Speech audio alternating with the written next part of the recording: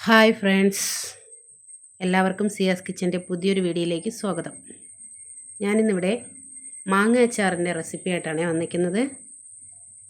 അതായത് ഞാൻ മാങ്ങ എല്ലാം നന്നായിട്ട് അരിഞ്ഞ് ഉപ്പും മുളക് പൊടിയും കായപ്പൊടിയും ഇത്രയേ ചേർത്തിട്ടുള്ളൂ. വെള്ളം ഒന്നും ചേർത്തിട്ടില്ല. ഇത്രയും ചേർത്ത് ഞാൻ രാത്രി തന്നെ സെറ്റാക്കി വെച്ചിരുന്നതാണ്. ഇപ്പോൾ രാവിലെയാണ് ഞാനിത് അച്ചാറിടാൻ പോകുന്നത്. ഇതിനു വേണ്ടി ഞാൻ കുറച്ച് കാന്താരി മുളക്, വെളുത്തുള്ളി, ഇഞ്ചിയും എടുത്തിട്ടുണ്ടേ. അപ്പം ഇഞ്ചി ചെറുതായിട്ട് അരിഞ്ഞെടുക്കണം, വെളുത്തുള്ളിയും ചെറുതായിട്ട് അരിഞ്ഞെടുക്കണം. ഇപ്പം നിങ്ങൾ വിചാരിക്കും ഉലുവ ഇത്രയും എന്തിനാന്ന്, ചുമ്മാ ഉലുവ തീർന്നു പോയി, അപ്പോൾ ഒന്ന് വറുത്ത് വയ്ക്കാമെന്ന് വിചാരിച്ചു. എന്തായാലും അച്ചാറിനും വേണമല്ലോ. അങ്ങനെ ഞാൻ ഉലുവ വറുത്തിട്ട് ആ ചീനിച്ചട്ടിയിൽ തന്നെയാണ് എണ്ണ ഒഴിച്ചു കൊടുത്തത്.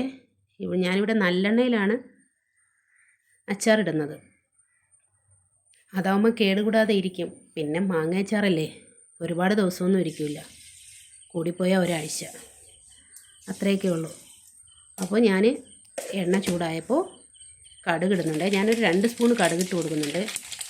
അച്ചാറിന് കടുകൊക്കെ ഇട്ടാലേ നല്ല ടേസ്റ്റ് കാണുള്ളൂ. കടുക് പൊട്ടി തീർന്നിട്ട് ഇനി നമുക്ക് എടുത്തു വച്ചേക്കുന്ന വെളുത്തുള്ളി ഇട്ട് കൊടുക്കാം.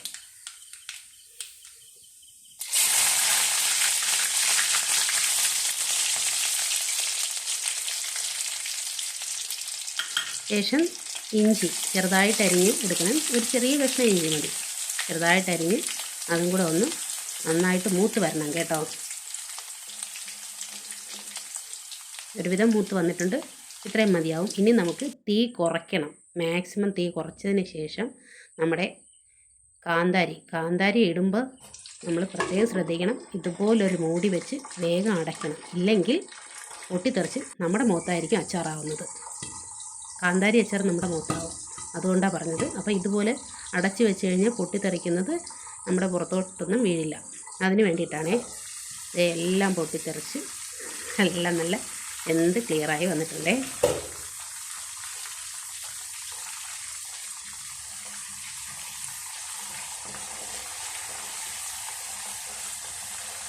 ഈ ഒരു പരുവം ആകുമ്പോഴത്തേക്കും നമുക്ക് അതിലേക്ക് കുറച്ച് ഞാൻ ഇച്ചിരി മഞ്ഞൾപ്പൊടി ഇടുന്നുണ്ടേ.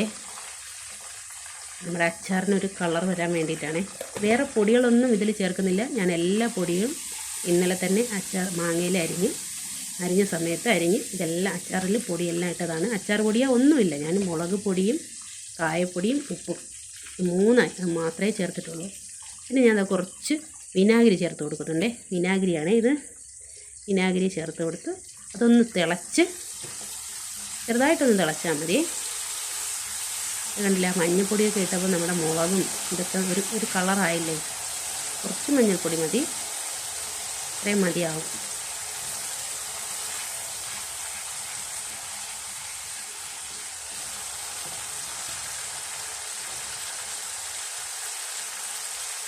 ഇനി നമുക്ക് ഗ്യാസ് ഓഫ് ചെയ്തിട്ട്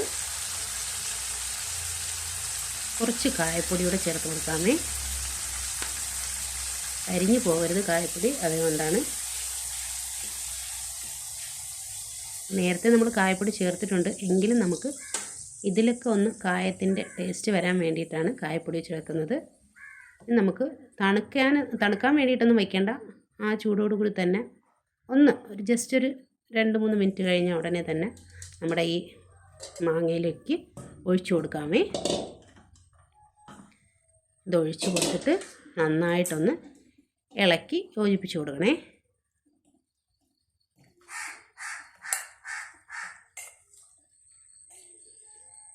ഇതിൽ പിന്നെ വേറെ വെള്ളം ഒന്നും ചേർത്തിട്ടില്ല.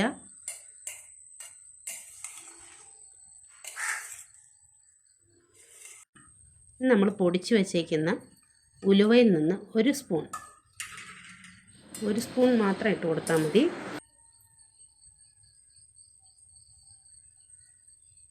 നമ്മുടെ അച്ചാർ ഇവിടെ റെഡി ആയിട്ടുണ്ട്. നിങ്ങൾക്ക് ഇഷ്ടപ്പെട്ടിട്ടുണ്ടെങ്കിൽ നിങ്ങൾ ലൈക്കും കമൻറ്റ് ചെയ്യാൻ മറക്കരുത്. ആദ്യമായിട്ട് കാണുന്നവരുണ്ടെങ്കിൽ ഒന്ന് സബ്സ്ക്രൈബും ചെയ്യണം. അപ്പോൾ പുതിയൊരു വീഡിയോയുമായിട്ട് നമുക്ക് വീണ്ടും കാണാം. അതുവരെ എല്ലാവർക്കും നല്ലൊരു ദിവസം ആശംസിച്ചുകൊണ്ട് tata bye bye, see you. ഇഷ്ടപ്പെട്ടാൽ ലൈക്ക് ചെയ്യാൻ മറക്കരുതേ.